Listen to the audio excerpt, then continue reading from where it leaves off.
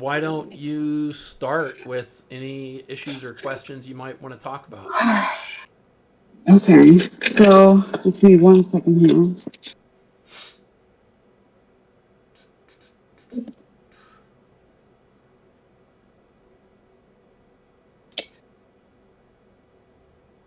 So, is there any way to prove that you're being monitored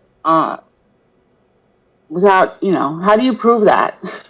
If you're being monitored by a social worker, like internet and I'm not other communications? I'm not really sure what you mean.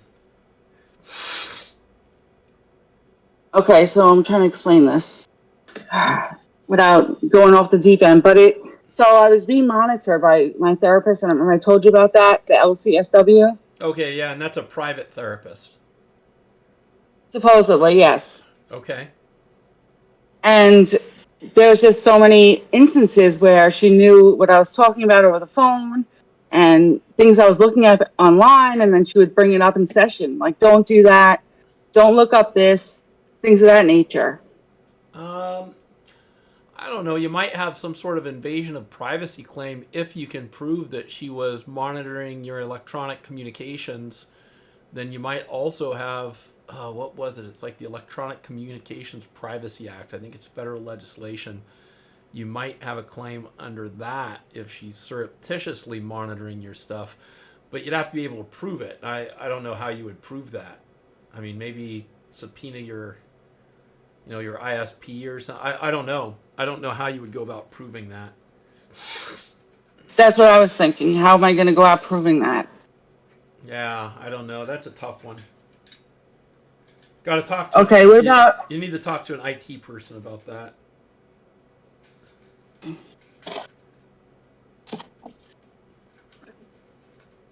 okay? So what about the treatment that I was, I guess, subjected to while I was there? Like, I think that is on concert with the government because she had made a point and said it's all through Medicare. So to me, that was saying it's something through Medicare, a federal. No, no, no. Private. There's all kinds of private conduct that's paid for by government medical insurance. Just because they receive your insurance payment from the government does not make them a government actor. Now, if she were acting under contract with a government agency like a prison, a psych ward, or something like that, that's a different story. But where the government's just paying for the bill, that's not enough to convert her into a government actor. Right, I totally get that. But when I was constantly asking her and struggling with the aspect how she knows so many things that she should have known, she made the comment, it's all through Medicare. Well, what was she saying was all through Medicare? Her ability to look through your records or some other what was through Medicare? That's how I took it. Her ability to know what was to monitor me. Well, I don't know if that's accurate or not, to tell you the truth, because I know, like, if you have Kaiser, any Kaiser doctor who's looking at your stuff has access to your medical record with Kaiser. That's just how it is. Kaiser's the HMO. Your medical record is there. Anybody that treats with you at Kaiser can look at your stuff. I don't know if Medicare is the same way or not, but it would make sense to me that if you have a treater, they need to know your medical history or your psych history in order to address whatever issue it is you currently have. So it would make sense to me that they would have access to your records, but I don't know that to be fact. She would say she doesn't have access that way through that electronic program, the like prescription or medical records monitoring program. Mm-hmm. So she said she didn't have access to that. She couldn't see that, is what she told me. Yeah, I don't know if that's true or not. I have no idea. Okay. Yeah, I don't know what to tell you to do on that. That's just kind of really far outside my area of practice. I understand. Yeah, sorry.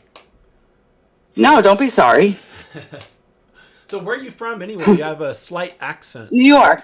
New I'm York. sorry. Okay. No. There's nothing to be sorry about. I was just noticing it. I always like to know where people are.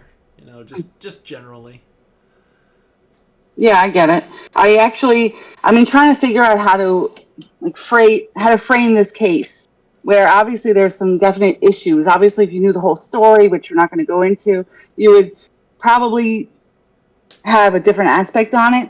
So I've tried calling. I even called. Oh my God, I forgot his name. Prager, just for Oh, a referral. yeah, Richard Prager, sure. Oh, So they were so nice. The office. so was he able to help you at all or not really? They said they'll call me back with a referral, which they did. Oh, I good. said, "Do you have any referrals in New York?" And I can't believe she called me back. She was so nice. And then she's like, "Oh, how did you find us?" And I said, "Oh, Sean McMillan, and through his stuff on YouTube." She's like, "Oh, okay. We thought you just Googled it, because they knew I was from New York."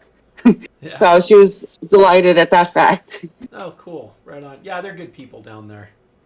Yeah, I think what you're gonna find generally is that attorneys that are in an area like a specialized area, they're going to be a lot more accommodating than attorneys who just do like PI or general practice.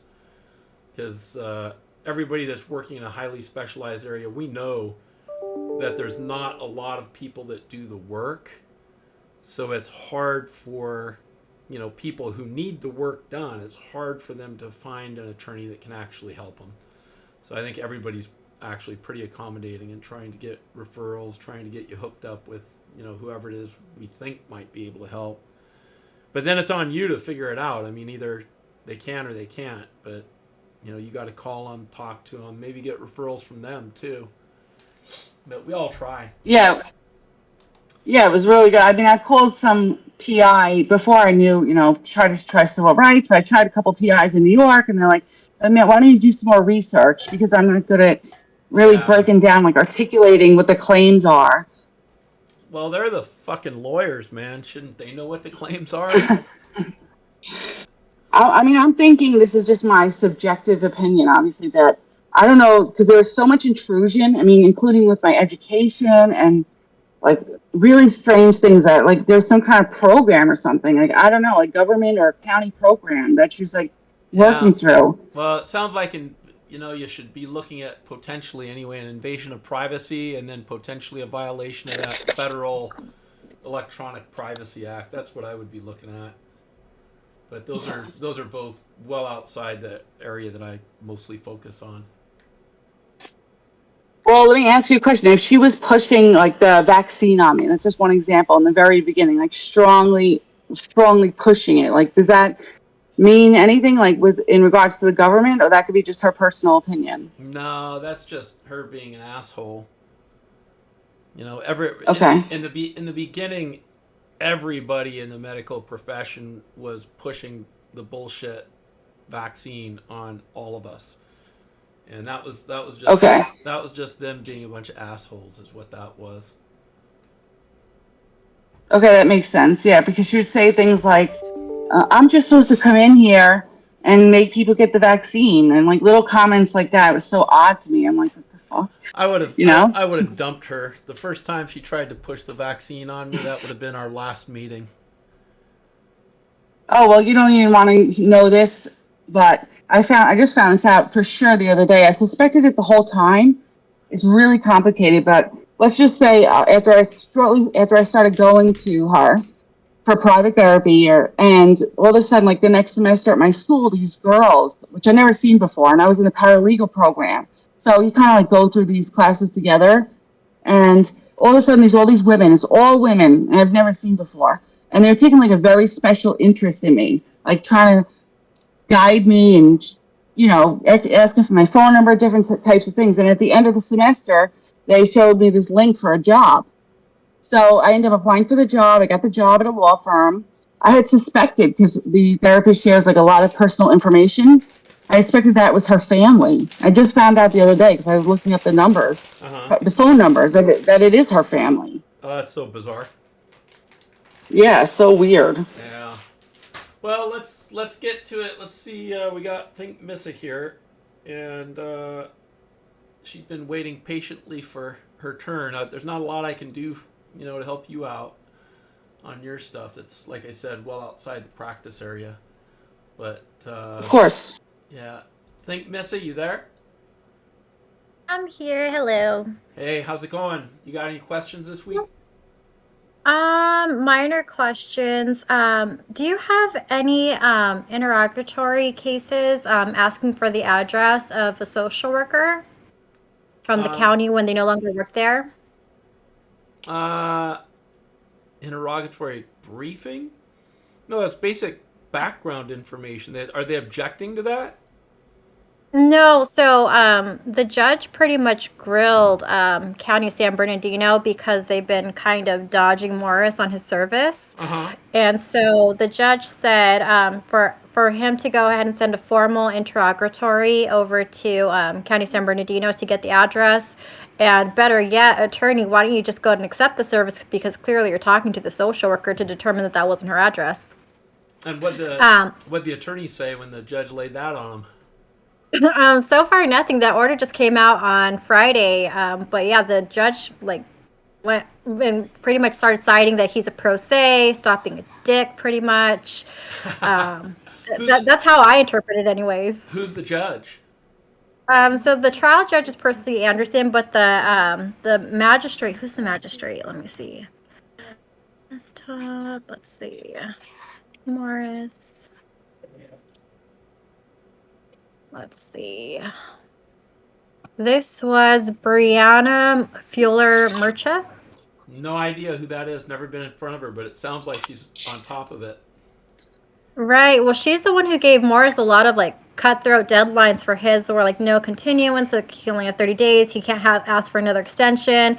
But this time the judge pretty much hammered in on the defendants for San Bernardino, anyways. So, So we're like, woohoo! Finally. do the defendants have? Is it county counsel or is it private counsel doing the defense work? It's county council.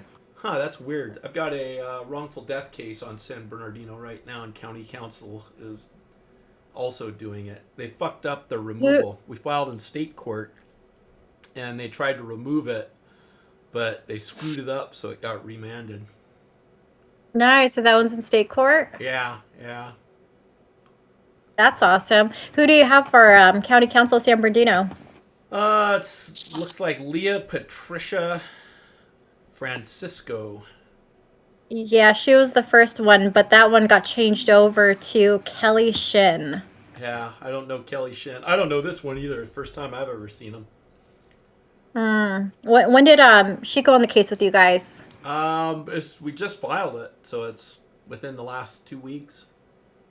Oh, okay. I was wondering maybe that's why they switched it over. I thought that she might be more effective with you than with us. No, I don't think so. I think that it's just random assignment, which is Right? Yeah. kind of weird because they used to use private counsel, so I was sort of surprised that they have county counsel on this. Right, I know. I think you said that San Diego typically only does that. So Yeah, we saw that with San Bernardino. yeah. So it's kind of weird, but Yeah. So whatever. That's fine. are there any cases, or is there anything on Patreon that has an interrogatory on it, just so we can kind of have like a template to work Uh, off of? I Is think not? there are some interrogatories up there. I don't know what Okay. cases. I know that James has uploaded a bunch of discovery, like her pattern discovery. All you need though is just an interrogatory that says state the last known address and contact information, including name, address, phone number of whatever defendant. Right. Well, the judge limited exclusively to only asking the address for those two specific social workers. Okay. Um, but I just at least want to have those, or at least we want to at least have those ready. And Yeah. also followed up by, hey, are you just going to accept it like the judge said? Yeah. Well, I wouldn't even worry about just accepting it. You don't do that by an interrogatory. You do that with a meet confer letter. What you do with the interrogatory is just get the address. You can send a process server out there to nail them. Right. Well, the judge was essentially just saying to county council, why don't you just accept the service for the social worker since you're clearly communicating with them and they're also aware if they're stating that that's not their address. Yeah, but did the judge order them to do that? No, it was a suggestion. It was more of a, Then yeah. it's not meaningful. I mean, he can write him an email and say, "Hey, why don't you just accept service like the judge said?" But that's not going to get you anywhere. I mean, you actually formally need to serve the interrogatory to get the info you need. Right. So that's the first approach. Yeah. Um, Other than that, what else did I have this week? Do you have any cases that have really dealt with judicial deception on the case management plan, or not the, sorry, the case plan for the juvenile court, all the classes and everything else you're supposed to take, and social workers are just like adding on stuff that's not necessary? Well, the formulation of the case plan itself is not really very susceptible to a judicial deception claim because that's just the social worker putting together a recommended plan. What would be susceptible to a judicial deception claim would be the report that was filed that's chock full of evidence supporting or allegedly supporting the social worker's plan. So, the case plan itself, that's not really something that you would look at through a judicial deception lens. Does that make sense? It does, right. And so that's what I mean. So, around last year, this time, I was going back and forth with a social worker asking for clarification on the case plan, such as what's the quantity, what's the length of time, what are the expected outcome goals, and I wasn't getting any of that other than just do it. And so I let the social worker know that, well, when I had a prior CPS case, I did it. And then the social workers came back to the judge and said, well, we're going to keep the kids gone longer just because, and we're going to order more classes. So I told the social worker that I wanted clarification to make sure that that doesn't happen again. So in the report, the social worker goes on to the judge and says that he attempted to explain it to me, and I'm completely refusing, not complying, as a Okay. means to go and continue. Okay, but that's what he's saying in the report, right? Yes. Okay, so what you would attack then would be his fraudulent reporting, not the case plan. Right. Okay. That's so the clarification that I wanted on that. Yeah, because the case plan itself, it's not true, it's not false, it's just a suggested case plan. The court will either order it or not. But Right. the court's gonna make its decision based on the evidence that the social worker gives to the court to support the recommendation to adopt the case plan. So Right. that's what you're going to attack. Okay. Got it. That was my clarification question. Yeah, and then I the outfall of it would be not necessarily the case plan itself, because again, that's just a case plan. But what you would be attacking is if the case plan required, further separation and detention of the children until you complete additional crap, then it would basically be a familial association claim because they're delaying, beyond what's reasonable, the reunification of the family based on lies, suppression, etc. got it. Okay. So okay, that's good to think about in that analysis. Um, I think that's kind of all I have this week. I've been doing lots of LSAT prep right now. I have my test next this upcoming week, so I haven't really touched too much on our cases. Nice, that's okay. Test prep is a good thing to do. That's actually what makes a huge difference. If you can get, you know, a 10% improvement, it's worth doing it. And also, you can take the LSAT more than once too. Right. Well, so I just came across Trinity Law School. Mm-hmm. So they have a 3-year program instead of a 4-year, and that's online. So with them, you need a 145 to get into them and a 155 to get a full ride scholarship plus a $500 to $1,000 monthly payment on top of them paying the full scholarship. Oh shit. Yeah, so right now I'm testing at 150. I kind of got that one up. My issue isn't not knowing the right question, it's just being speedy enough. So I can get all the questions right that I do answer, and once the time's up, I'm just C C C C C. So on the test, I don't know on the LSAT, do they dock you for wrong answers or no? I'm assuming no, since you're guessing on the final ones anyway. Yeah, I mean, I don't know how that calculation really works. I just know that 120 is the lowest, 180 is the highest, and I have no idea how that's formulated. I was trying to figure out what's the most commonly answered, or the most common answer, like if it's A, B, C, D, or E, but there's no material for that. Yeah, Um, that's going to be a tough one because they already know that everybody, there's a lot of folklore out there and like urban legend that suggests that the correct answer is always C if you have to guess, but that's all crap. They randomize it, guarantee you. right. Well, I think that C is most common when it's an A through D, and this is an A through E one. Um, Yeah, my issue is just on speed. It's not on getting the questions right. It's just on speed, which is Just pain run in it my ass. just run it with a timer. I mean, how many questions is it? There's four sections, and the sections range between 25 to 35 questions, and there's 35 minutes per section. One of them is the logic games. Two of them are the logical reasoning, and then there's also the reading comprehension ones. Well, on the reading comprehension ones, I'd always look at the call of the question before I read anything. That's one tactic. Right. So, and well, the reading comprehension ones, those ones, there's like seven different questions for the passage. Hmm. Um, Typically, that's around that, give or take. The short ones. So, one of the strategies that I've been doing now with the logical reasoning is I've been pretty much getting halfway through the test, and then once we start getting past that, if it's anything that's like a length, it's a really long passage that we're reading with lengthy answers, I skip it and just move on to the short ones. Um, What I would do is just allot myself 1 minute per question and practice getting your questions answered in 1 minute. If you can't answer it in 1 minute, then just guess and move on to the next one. that's a good one. That's a good idea. Um, Yeah, that's yeah. that's how you study for the bar exam. You get 1.8 minutes per question, and you just watch your clock. Every time you go to a new question, you cut it at 1.5 and move. That way, you have time at the end to go back and check things.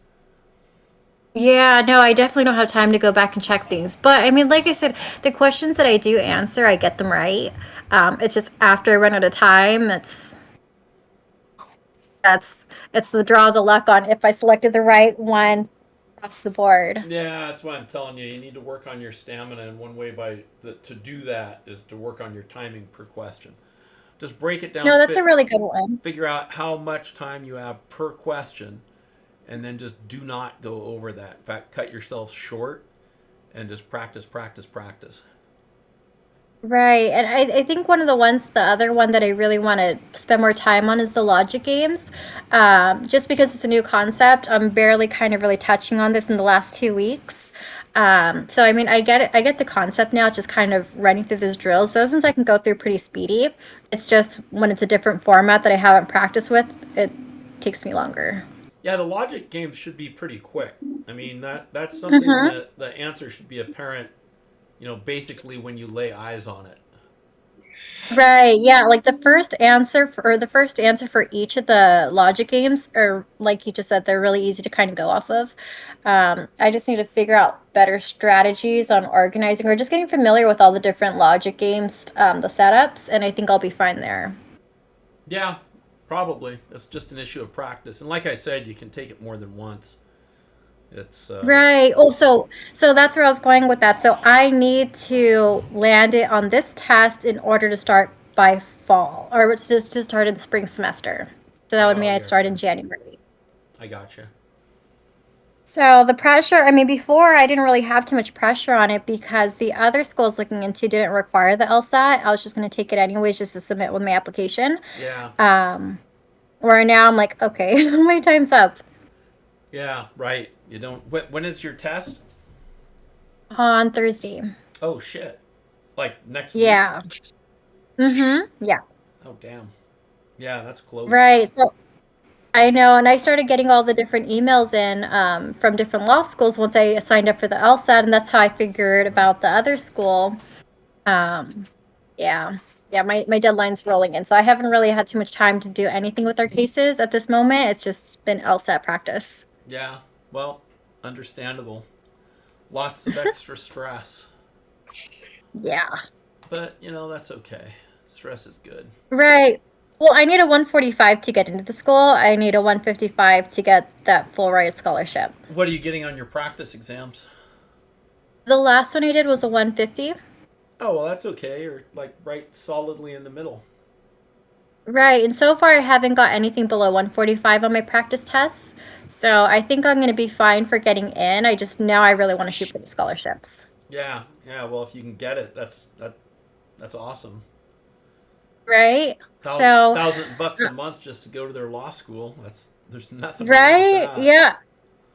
I know. I mean, I was planning on paying for law school as it was, and then I know you mentioned too with your daughter that she had like the higher LSAT score, and so she got the scholarships at the school that she's at. So I was like, oh, that's Yeah. a perk I wasn't thinking about. Yeah, people don't generally think about it, but the LSAT is worth working really hard to get good at just because of the availability of scholarships.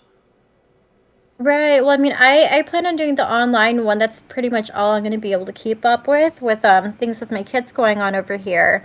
So Yeah. I didn't even think scholarships was going to be an option for me. But yeah, Yeah, well, that's very now cool. the pressure's on. Yeah, that's very, very Huh? cool. I said that's very, very Oh, cool. yeah. Thank you. Yeah. Can I ask So something real quick? Oh, sorry. Yeah. Yeah, go yeah. ahead. It was just random. It was about the LSAT. I was curious to know that I heard you can take it more than once because I'm going to be taking going to LSAT and going to law school as well. But I heard that the schools look at your first score. Do you know anything about that? I don't know that that's accurate. My daughter took it twice. She got, what did she get? I don't remember what she got on her first one. It was like high 150s. So she took it again, and I think she got like high 160s, and then she just basically got scholarshiped everywhere she applied. Okay, cool. Yeah, so I don't know that it's true that they looked at your first score. I think that God, I don't know how it works. I wasn't involved in that. I didn't even have to take the LSAT to go to law school when I did it, so I never had to go through any of that shit.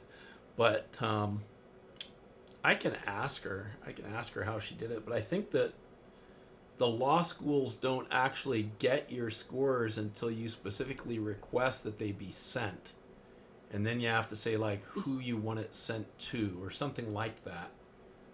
And so I think it's controlled by whoever administers the LSAT. They just send your last best score. Okay, thank you. There's also a feature too where you can kind of preview your score before they get sent out, and you can like decline to have it posted or not. I got an email about that. Yeah, see, Oh, I know they have rules about that. I just don't have any idea. I've never had to go through it. I didn't really pay much attention to what my daughter was doing with it when she was doing it. I just told her to do it, and she did. And generally, when I tell the kids to do something, they do it. I don't really have to follow up. So I couldn't tell you what the process was or anything else. That's the problem that I have. I wasn't taking the LSAT so seriously because I didn't need it. I was just doing it just because, and I'm like, dang. Yeah. I wish I would have. Susan, she was like on it for like the last couple of months, and I'm like, I think I'm gonna be fine. It's just like an extra kind of thing, just because to submit with their application, and now I'm like really kicking myself in the butt for that. I've had 2 weeks of studying, and I'm like, oh, Oh my God, that sucks. Yeah, the LSAT's something you want to be studying like for a couple months. There's a right. And lot to so cover. I knew I needed at least like a 140. So I was like, whatever. I'm testing at that. So I didn't take. I was Yeah. like, ugh, yeah. Well, that's all right. Like I said, you can take it again. I know. I just really want to start in January. Sooner I start, the sooner I'm done. Yeah, yeah, for sure. That's absolutely correct. And then I found out that the school, you could have gone there with an associate's degree. You'd just be on the 4-year track. And I'm like, dang it, I already had an associate's degree. I could have just gone straight into this. I'm like, oh, No, that's about okay. it. That's okay. It doesn't hurt you to have a BS or a BA, you know? So Right. it's not I know, necessarily but wasted time. I know, but I mean, I wasn't planning on going back to school anyways. All my stuff I did, I didn't need a degree. I taught myself how to code, so I wasn't planning on it. So Yeah. yeah, Well, oh well. I mean, what do you do? right. I know that I just need to digest it. That's all, and hopefully get a 155. Yeah, if you can get a 155, that'd be awesome. Right. Well, no, also too, when I have been taking the practice test, I've been getting like interruptions throughout the day with one of the kids jumping into the room. So I'm hoping that means that I could get higher than what I have gotten so far. Yeah, without the I got without the distraction, right? yeah, I got myself a hotel room for Thursday, so this way no one can like go into the room, no one can like barge in. I'm gonna have all my phones off and What do you mean you got a hotel room for Thursday? Is it remote? yeah, it's remote. Oh shit. That's kind of Yeah, so cool. right, yeah. So it was either going to be in Santa Ana where the test site would be, or you could do it remote. And I was going to do it at home, but every time I keep on doing my practice tests, I keep on having that issue. So I mean, there was even a time where I turned my phone off and everything, and I guess my daughter called home from school. My mom, Oh she answered the jeez. phone for them, and so she comes in the house. She's coming back up and down the stairs. I'm like, I need quiet. Yeah. That's Yeah, so actually really cool that they let you do it remote. yeah, so it's gonna be remote, my own setting, which is gonna be really nice. I already got the room. I got it over at the Marriott, Uh-huh. like right down the street from me. So I'm just gonna drop off the. Actually, sorry, I have my mom coming over Wednesday night to stay with the kids. So this way I can like spend the whole day studying in total quiet, and then she's on call in case any of the kids call home from school or whatever fires come out throughout the day. She's covering me. Got it. So Got it. I hope that increases my score as it is just because it's a little bit more time that I haven't had from home. Right. Right. Well, it'll be easier too if you're not getting interrupted all the time. I mean, test taking requires total focus and concentration. You can't have shit going on. Yeah, I mean every second is so critical. I remember the last test I did, I was like super pumped and excited because I had my phone off. I was in the house by myself, no one was here, and I was like, cool, I can see what I can really get. And then the moment that I realized what was happening, I just got so frustrated that I feel like that also distracted me from the time that I really needed to focus. Yeah. Yeah, so that makes sense. So what your plan is then is you're going to get a place for Wednesday so you can study all day Wednesday and Uh-huh. and then Thursday you'll have a place so that you just have peace and quiet Thursday, right? Yep, and then I already talked to the hotel about having like an extended checkout time, so this way I can go fully in there. I let What them know that what I'm. what time does your exam end? So it's a 10:30. I think it's like 2 hours. So 10:30, 11:30, 12:30. So I did the extended checkout for two. So it's only 2 hours? Yeah. So I'm sorry, no, it's like two and a half. Each section is 35 minutes. You have, and then there's a 10-minute break between after the second section. So maybe a little bit more than 2 hours. Wow, that's interesting. So you'll be No, 2.5 hours. or you should be done by 1 o'clock. Yeah, I should be done by one. So I have a checkout at two. Interesting. Yeah, well, good luck, man. That sounds like a good Thank plan. Yeah, I think that I'll probably like really relax the day before to get just some more drills done. I like the idea that you said just try and time it out for a minute at the most for each of them. Yeah. Now, what I don't want to do is I don't want to do those drills and end up starting to like mess up my answers because I don't know. I have to figure out some strategy that'll. Well, you've got a few days to dick around with it. So just, Right. even tonight, I mean, it's 5:30. We'll probably be done early because there's only three of us. And Right. Yeah, no, after this I'm jumping back onto practice tests. yeah, that's what I was gonna say. Is you can probably bust another one out tonight. Well, so I've been using Khan Academy, and then on there you can do like little mini drills. So it's not the full section of the test. I think I'd get really irritated if I did the test right now because I'd have the babies marching in every couple of seconds. Yeah. um, Yeah, but I can do the mini ones, and that I can kind of practice around with. I do want to spend more time on the logic games because I think as long as I am familiar with the different board setups, I can probably speed through them a lot quicker. Yeah, the logic games are a place that is very susceptible to improvement, just because it's pattern recognition, and Mm-hmm. the more of that you do in practice, the better you get. And you can actually, Right. yeah, on those pieces, you can actually get to the point where you just lay eyes on it, and you know which one's the correct answer. Right, like the ordering ones, those ones I Mm-hmm. can pretty much do in about 5 minutes. You're supposed to give yourself about 7 to 8 minutes for those, up to 10 minutes. I can get those ones done in about 5 minutes. Orderings is easy. Yeah. It's just the grouping and the mix setups that I just need to get a little bit more familiar with. Yeah. Too bad you didn't start earlier. I know. So, yeah, I mean, I pretty much have until January to decide if I'm going to just settle with whatever score I get. I mean, I could start in fall, but I feel like I'd rather start earlier, even if that means that I wouldn't get that extra payment in for the month. Yeah. See, the thing is if you start in the fall, then that's what, next August or something, September. Hmm. Yeah, I'd rather start in January than be done 3 years from then. Yeah. Yeah. That 6 months will make a difference. Right. Well, how old are you? 33 now. Well, figure 3 years, 36. I don't know. What's the difference between 36 and 37? I'm not sure it A makes that lot. big of a. Well, I don't know. I want to go. I want to start. I mean, I can file my own case. I can have group huddles with everyone, but that's really limiting. Well, yeah, for sure. For sure. You want to be able to go out and swing the bat for other people. Right. I mean, it's been fun for my own case. It's been fun with the group huddles, but I'd only get so far. Yeah, that's true. Well, and you can't make a living that way either. Yeah, that's also another important factor. Yeah. So, I mean, I have my house cleaning company started again. I have people that I've been sending out, so income isn't really too much of an issue right now. It's just I really want to go ahead and be more proactive. Yeah, well, that makes sense. That makes sense. I encourage all of you guys to go to law school. I think it's valuable.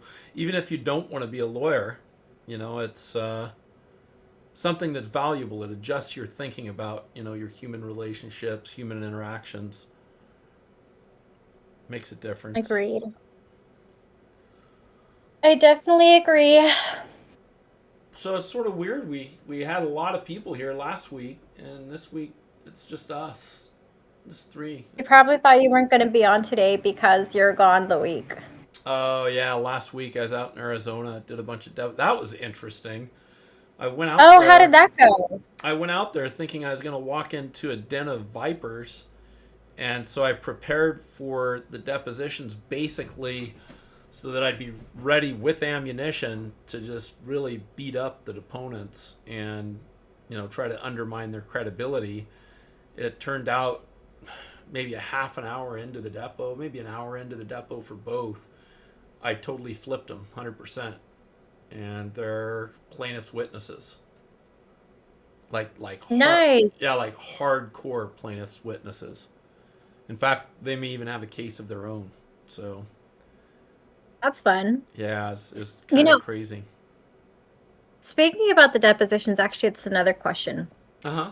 What would be the best strategies in shortening depositions where they're not as lengthy as yours to kind of cut cost on being able to, not going to be able to. Have a witness who's going to tell the truth. Ugh. It really takes time to get what you want on a cross examination type deposition. If you have to go through, and this is why, because first you have to lay the foundation to show that they would know the truth, right? And that takes time. Who are you? Where do you work? What's your training? All that crap. How long have you been doing it? What sorts of things have you done and seen? All that takes time, a couple hours right there. Then you're going to get to like what they did or what their position is regarding what they did. And that's all going to be the lies, right? And that'll take a couple hours. Then you go through bit by bit and pick apart their bullshit using either their training, their own words from their DSLs or contact notes, or the testimony of their cohorts, whatever information you have to impeach them. It all takes time. You're going to have to set aside at least a couple hours for each of those different types of, issues or attacks. I don't really know how you can make shorter depots. I can tell you on these ladies, I was prepared to be all day with them, just going through it, impeachment point after impeachment point. But like I said, an hour or two into it, they flipped completely. So I made a decision to just dump the deposition I had prepared for and do something different.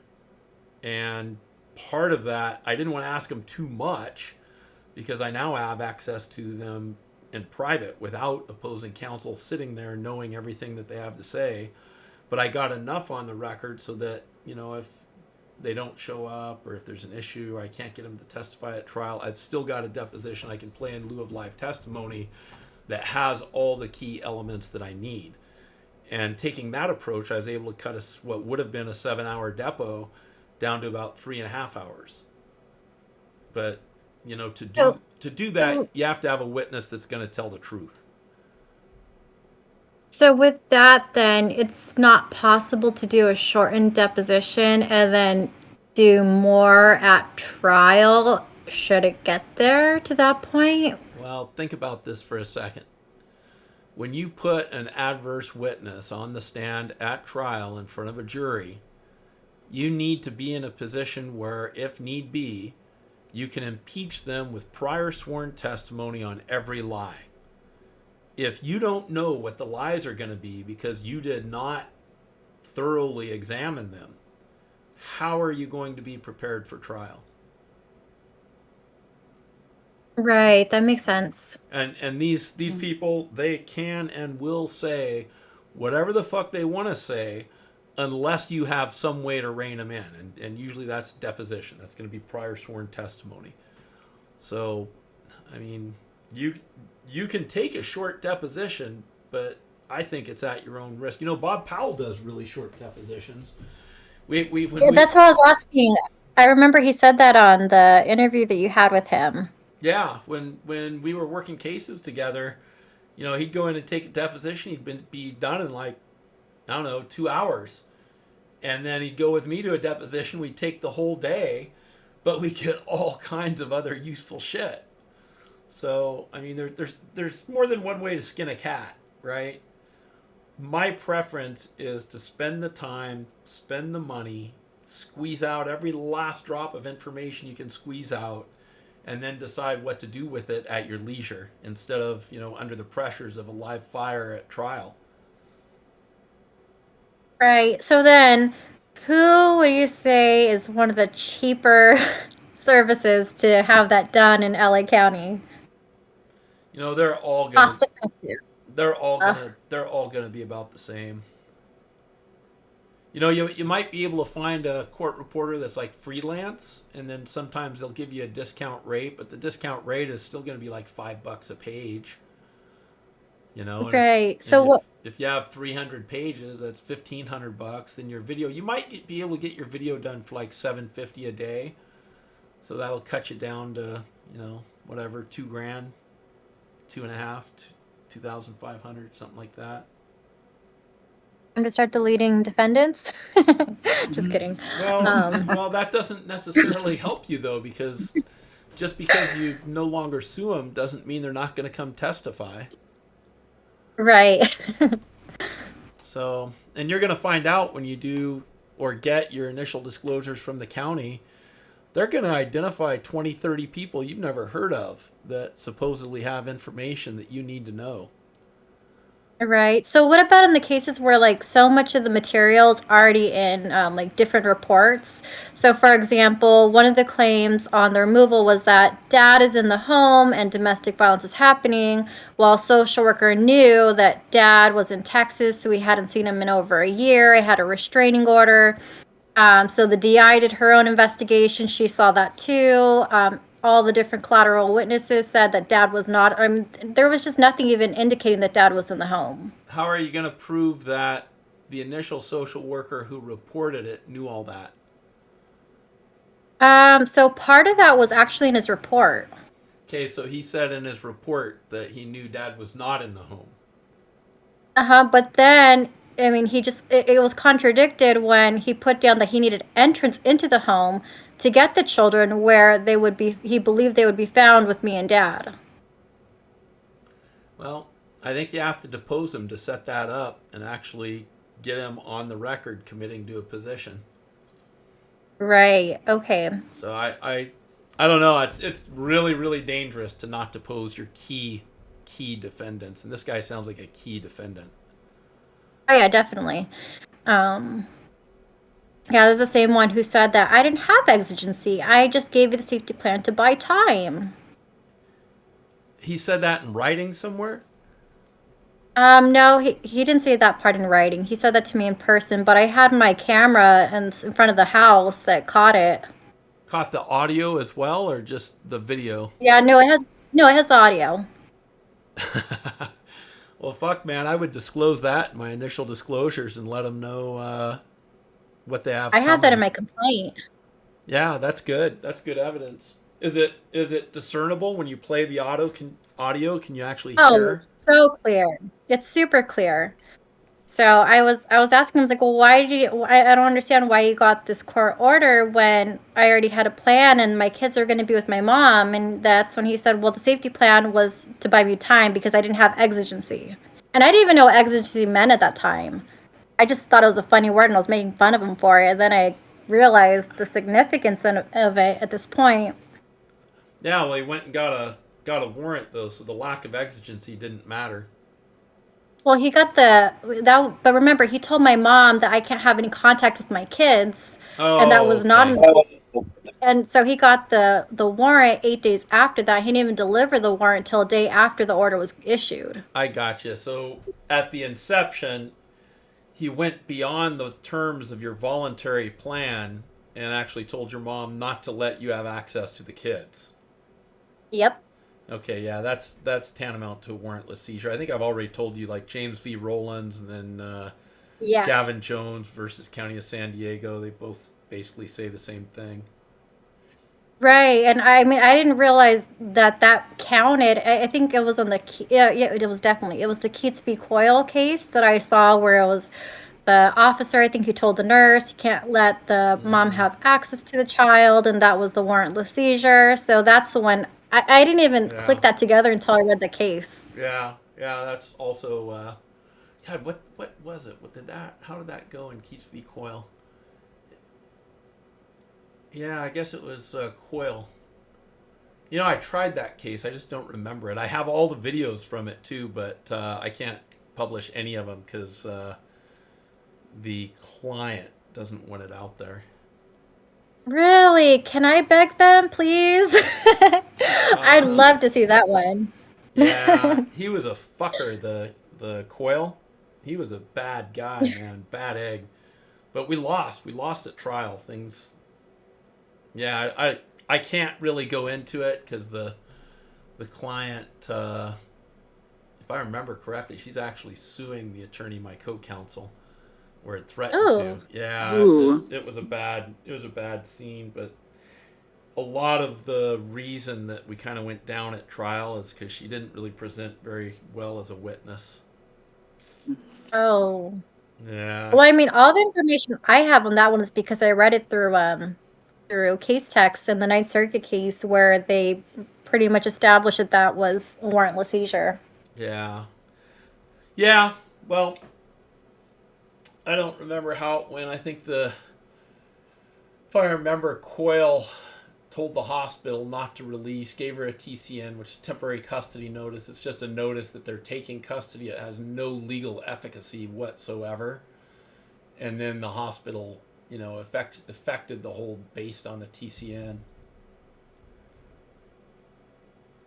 Right. Yeah. No, this one, the social worker told my mom I can't have any access to my kids. But then to my face, he said, no, I never said that. Then he put that in the report that he never said that. Like, it's as if he wanted to make it clear that he never said that when he did. So wait a minute. He put in the report that he never told your mom you could not have access, Yep. and your mom says no. He told me that you couldn't have access. Well, I couldn't see my kids before I saw the social worker 9 days later again, because the social worker told my mom, don't allow me to be around my kids at all until he says so. And your mom's going to testify to that. Oh, absolutely. My aunt was with my mom when they came to my house the next day to tell me that that's what happened. I was emailing DCFS saying, why can't I be around my kids? I was emailing over to West Covina Police Department saying, this is what's happened as a result of what happened there. So I have all these different documentations of me saying, how come I can't see my kids? And then 8 days later, the social worker comes to the house, brings me the warrant order, and said, no, I never said that. Yeah, well, that sounds like a good case. Like you have a claim. So it's I right. don't know what would happen with the jury, but you should make it through a summary judgment motion, assuming that you have admissible evidence to prove all that. Right. And you said just one witness is enough. Yeah, one witness is enough to raise the issue. That's right. Yeah. Yeah, interesting. Yeah. Huh. I have a question, Sean, if you don't mind, Nessa. Yeah, absolutely. So I was just talking to some people on socials, and we were talking about like civil rights attorney. You know, I was an interest, obviously, especially since watching your work. And they said, "Oh, what is civil rights attorney anyway?" You know, it's really personal injury attorney, and you have to have a lot of resources, and you have to work with nonprofits because it becomes really expensive. Is that accurate? Which part of that? That you have to work with nonprofits, or that it's just PI, or that it's really expensive? All of it. It can be really expensive.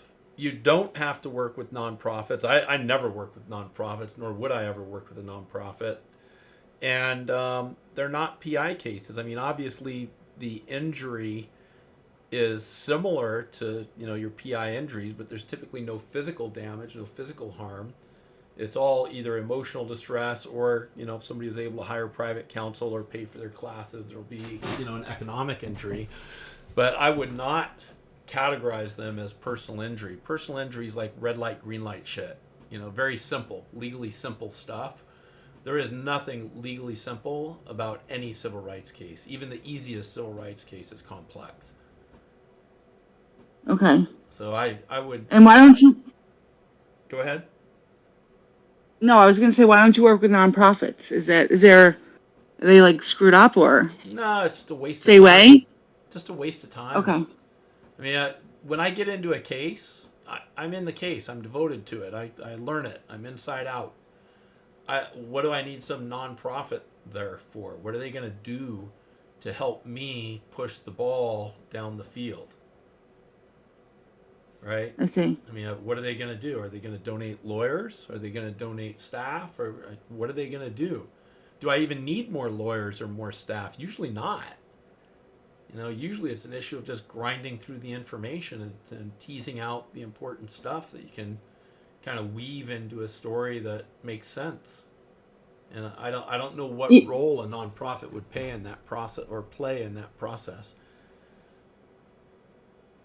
Was that always like that, even in the beginning when you first started practicing? I mean, you don't have to go through your whole shebang, but did you have your own practice immediately, or? Yeah. I've never worked for anybody in the law. In fact, the last job that I had, where I actually got a paycheck from some business that wasn't my own, was when I was 16 years old and worked at a place called Jeff's Burgers down at La Jolla Shores in San Diego. I ended up losing the job. Well, I actually quit. But the reason I quit, it's a funny story. The boss's son, he was like 30 years old, total frickin' loser, never did anything in his life but work at this burger joint. And he ran the grill. And we were down at the beach, like literally right at the beach. And all these girls would come in in their bikinis and stuff. And he'd sit there and leave his orders cooking on the grill while he went to the front counter to flirt with these girls. And he burned a customer's, order. So obviously the customer brought it back, said, dude, what the fuck? You burned my hot dog, man. So, okay, I'll give you another one. So the guy put the hot dogs on the grill and he walked away again. And I was on the French fryer right next to the grill.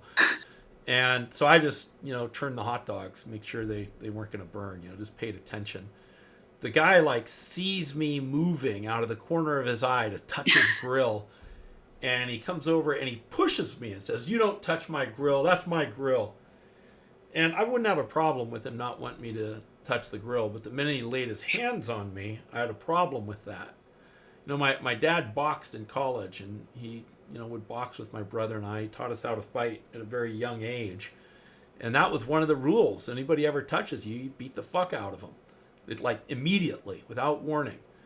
And so the guy pushed me, and I just really quick. I just dropped my left, put it right in his gut, right across the jaw. The guy fell down. I took my apron, threw it at him, and walked out. I went back the next morning. Wow. His dad was there. I went back the next morning to collect my pay. His dad was funny. I rolled in about 10 o'clock. It's like an hour after opening. He says, hey, what are you doing? You're late. And I was all, well, I mean, you heard about what happened yesterday, right? So, yeah, I heard about it. Get your apron, get to work. I just kind of laughed. Said, nah, dude, I can't work in this environment. I'm done. And that was the last job that I actually ever had. I went home and, I'd been, I think I've told you this, Marissa, is that I'd been sort of playing around with programming, and I was pretty good at it. And I started out by writing a payroll program that would work on this little portable Radio Shack computer called the MC10.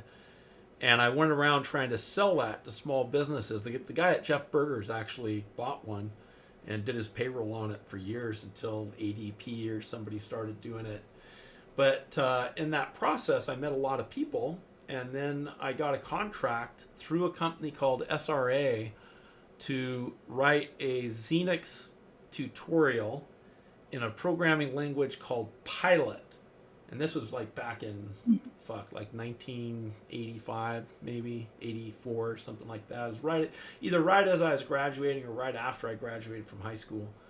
And I did that, finished that contract, then got into computer hardware because all the money at that point in time was in hardware. I was making, I don't know, maybe $25 an hour or something as a programmer, which in the 80s was good money, especially for, 18, 19-year-old kid.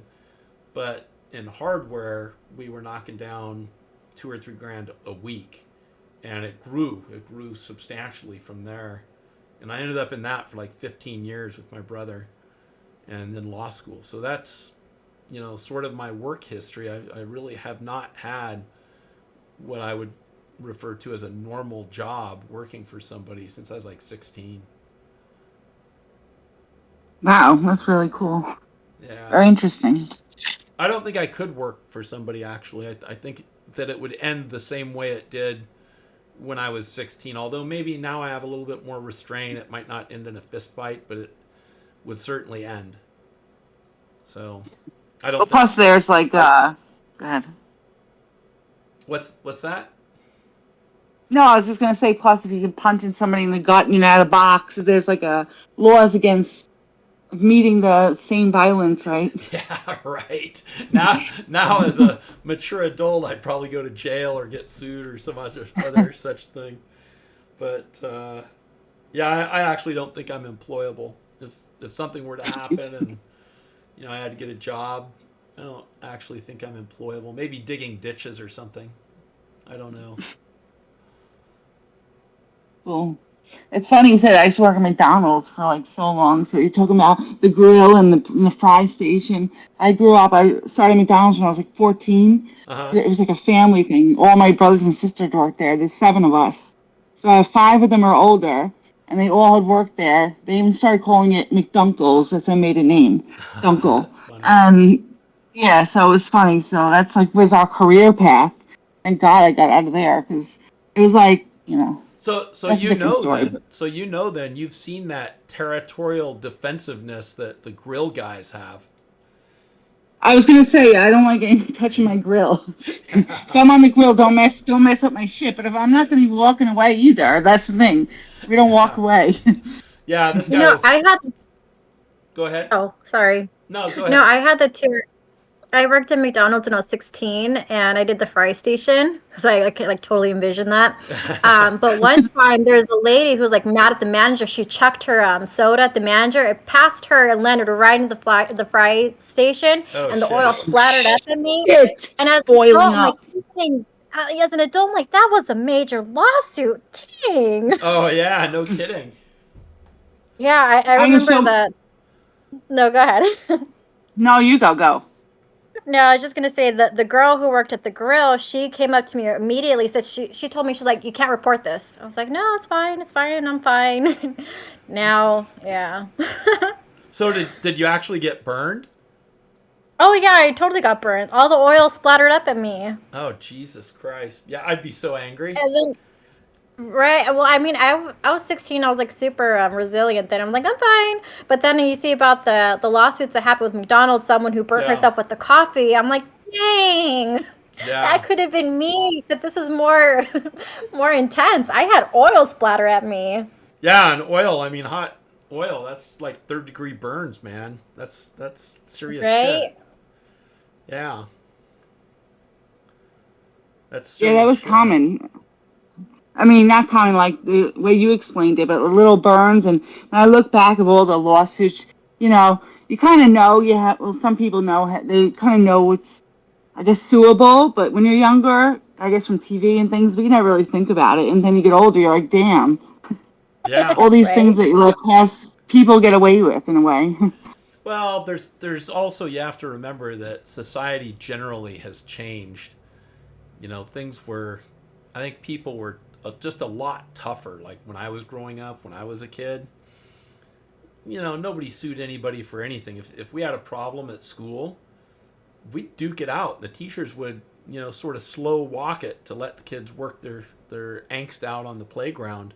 That's where the whole concept of playground justice came from. But now it's like there's no tolerance for anything. You step out of line, you're gonna get fucked over. Either suspended or arrested or social services involved or some other craziness. Big time. Yeah, so that's a I had another question too. I just Yeah. thought about it. For for the um for the court reporters for the depositions, do any of those services offer payments that you know of? They might. I know for attorneys that many court reporting companies offer end of case billing, but I don't know that they'll do that for a pro se. Can I sign your name underneath? Just kidding. Well, no, because then the attorney's actually responsible for the bill. So no. So then definitely let me re-ask that again. Can I put your name under it? Just kidding. Yeah. Yeah, that's the problem is whoever signs for it's going to be liable personally. Who would you say is the best person to or the best company to go with out here? Up there, I didn't ever really use any local reporters. I always used people down here that had either friends up there they could contract with or would actually send people up from San Diego. I never really did develop any kind of relationships with people up there per se. But, I mean, I can find out. Shoot James an email at Caps and Stems, and I can ask around, who the best reporting agencies, or maybe if there's a freelancer up there that'll do it freelance. What would be the search term? Court reporter? Yeah, CSR. Certified, CSR. certified shorthand reporter. So if you have By the one way, of how- those, oh, go ahead. No, you go. I'm sorry. So if we have the court reporter, do we need to pay for professional video to be done with that, or No. In fact, look at the rules. I know in state court proceedings, you're permitted to video record it on your own, so long as you do the read on correctly every time you go on and off the record. I believe, although I'm not certain, but I believe the federal process is the same. Do the court reporters do they swear them in, or is that something that would have to be brought in? Okay, No, the court reporters are all notaries, so they'll all swear in the witness. gotcha. Yeah, Okay, yeah, that's part of their certification is the ability to swear the witness. okay, good to know. Yeah. All lawyers are notaries too, right? By default, but you're not allowed to like self deal or in a way. That's not true. That they're all notaries. Nope. That's right. Maybe Nope. maybe it's Well, different in New York. yeah, it might be different in New York, but definitely in California they are not. Yeah, we're all. I mean, not we, but it's not a notary, but all the Yeah. lawyers are automatic notaries here. Yeah, not in. Because you pretty much have to be good moral character. Sorry. Well, yeah, you got to be good moral character to be a lawyer too, but it's a different certification process. You actually have a different license if you're a notary. So does it just have to be a notary who does it, or? It has to be somebody who has the ability to swear a witness. Got it. Which a notary is one of those. Yeah, right. And then For example, my aunt is a and- notary. I don't think that's gonna work. You need to look at the rules. I think what is it? FRCP Rule 30B and also FRCP Rule 45. Don't they tell you specifically what you need?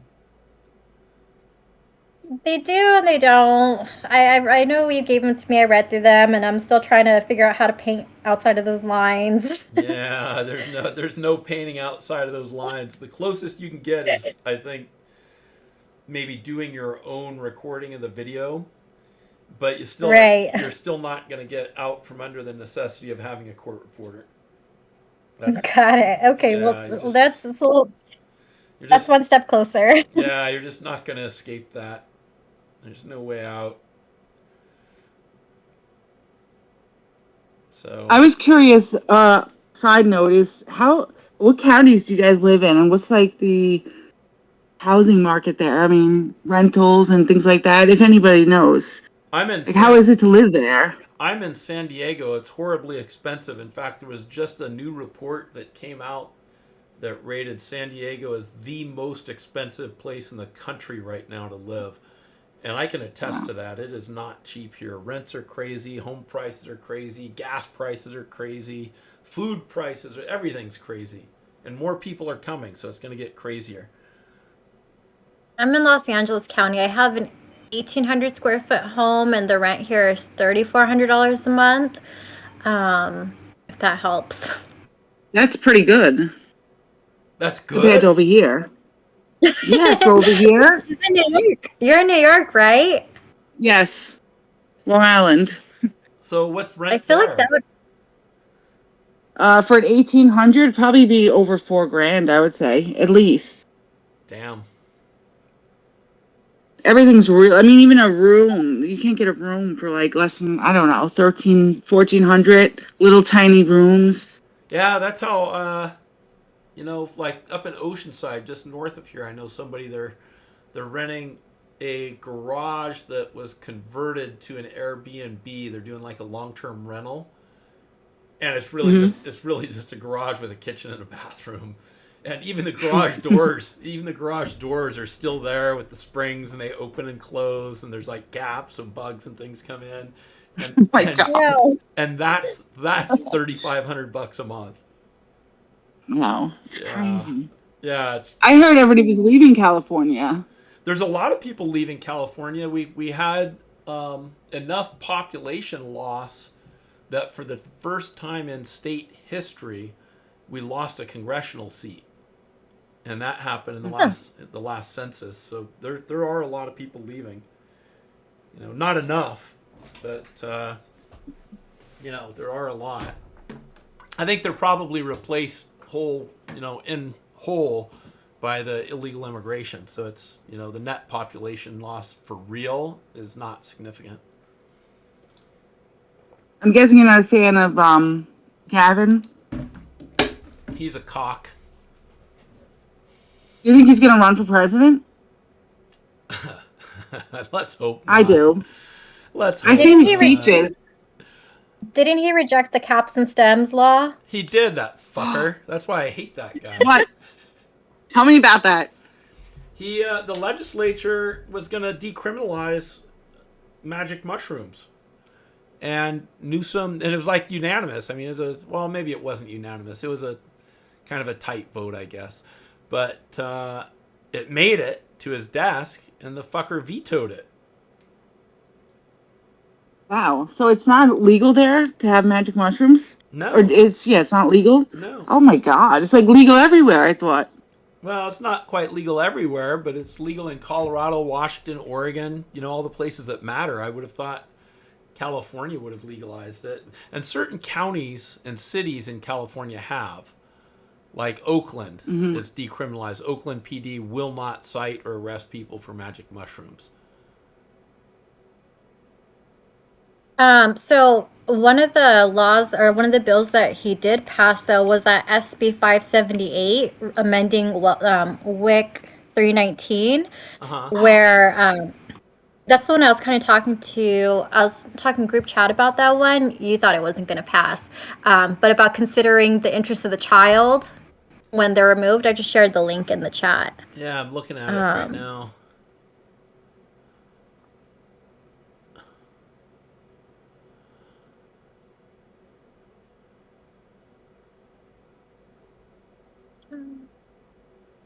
Oh, you're looking. It's so funny because that you brought that up, Missa, because one of my professors this semester he used to be some kind of director of the WIC program in California. So I was like, oh my God. I'm like, I wonder if Sean, Oh, knows him. that's That's what I think. this is interesting. well, I'm reading it right now. The Legislative Council's Digest, and that's sort of interesting. The changes. I'm curious yeah, how that that's all going to work out. What is going to happen. right. Well, I mean, I feel like that kind of opens up the door for the children on their claims, right? When there's a civil case that could be applied there, Potentially. not fa- Yeah, potentially.